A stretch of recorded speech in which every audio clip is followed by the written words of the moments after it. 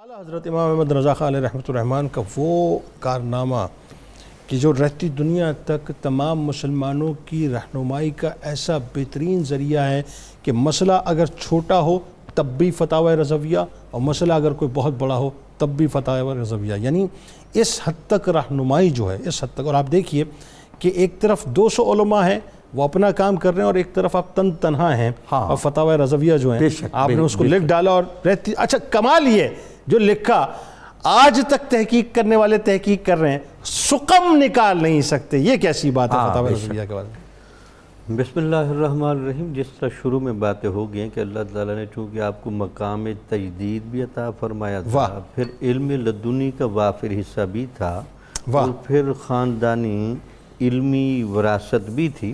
ان تمام چیزوں نے لگتا ہے کہ آپ کو بڑا پالش کر دیا.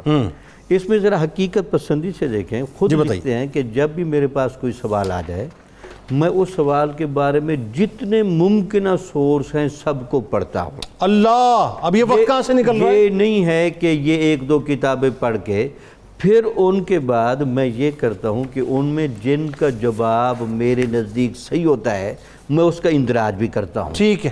پھر جب مجھے پتہ چلتا ہے کہ اس سے سائل کی تسلی ہو جائے گی یا نہیں، پھر اس میں اضافہ بھی کرتا ہوں. اللہ، اب یہ میتھڈ آپ کا دیکھیں، تمام کتابوں کو پڑھنا، اس میں سے پھر سلیکٹ کرنا، پھر سوال کی نوعیت کو دیکھ کر مزید اضافہ کرنا.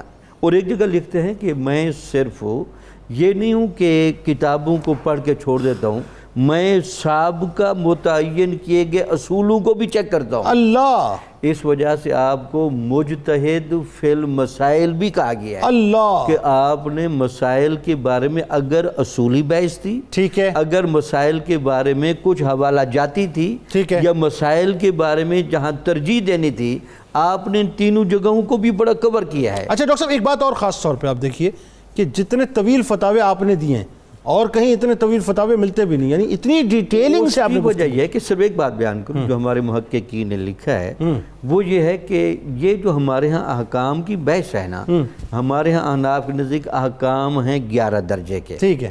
5 احکامات کی نوعیت ہے، فرض، واجب، سنت، یہ، اور 5 ہے حرام، مکروہ، تحریمی، یہ. درست. ان کی بھی باقاعدہ واضح درجہ بندی نہیں تھی. ٹھیک ہے. اعلیٰ حضرت نے وہ سارے دلائل اکٹھے کر کے ان کی بھی واضح درجہ بندی کی. پھر آپ جب جس مسئلے کو لے جائے تنقیح اس کی بڑی کرتے ہیں. اب چونکہ میں وحدت الوجود پر کام کرتے رہا ہوں، وہاں ان سے یہ فتویٰ بھی پوچھا گیا، اندازہ لگے فقہ کا مسئلہ نہیں، لیکن وحدت الوجود پر آپ نے 5 صفحوں میں اتنے خوبصورت جوابات دیے. آپ نے 3 اصطلاحیں بولی، ایک ہوتی ہے وحدت، ایک ہوتی ہے توحید، ٹھیک ہے، ایک ہوتی ہے اتحاد، ٹھیک ہے، اور ایک ہوتی ہے وحدت.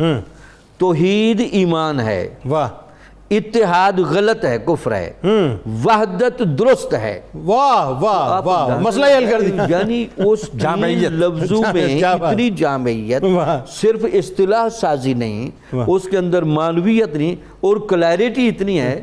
بلکہ میرے ساتھ جو لوگ یہ گفتگو یہ وحدت الوجود کی سمجھ نہیں آتی، آپ ان کو کہیں یہ وحدت الوجود پر اعلیٰ حضرت کا فتویٰ پڑھ لیں، بالکل کلیئر ہو جاتی ہے. ایک لائن میں بات سمجھا دی نا آپ نے. اچھا ایک اور چیز جو بڑی خاص ہے، چونکہ فقہی حوالے سے بات ہو رہی ہے اور یہ بہت عظیم شاہکار ہے آپ کا فتاوی رضویہ. یہ دیکھیں آپ کی جو میموری تھی وہ کیسی کمال تھی. یعنی جو تحریر آپ پڑھ لیتے تھے وہی بات آپ فرما رہے ہیں کہ مختلف کتب کو پڑھنا. بلکہ آپ کے فتاوی کا جو موازنہ کیا جاتا ہے، آپ سے پہلے 2 فتاوی کے بڑے جامع کام ہوئے فقہ حنفی میں.